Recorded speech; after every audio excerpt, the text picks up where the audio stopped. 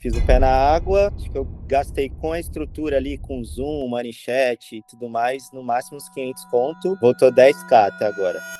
Pessoal, só pra vocês entenderem, tá? O João, ele entrou na operação produto, comprou máquina no mesmo dia, falou, vou aplicar. Aí a gente falou lá numa call do máquina, vamos colocar a data. E aí ele colocou a data do lançamento, fez o lançamento, investiu R$ 500 e voltou 10 mil. Ou seja, promessa exata, né, mano, de uma operação produto. Olha, exato. Pô, fico feliz, mano.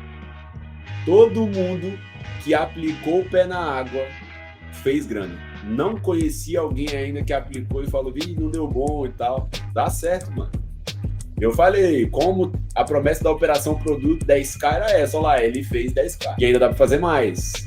Ainda dá pra jogar um jogo muito mais avançado. É o que eu falo, mano. O máquina é uma máquina. Podem entrar sem medo no máquina. O máquina vai se tornar o principal produto de lançamento do Brasil.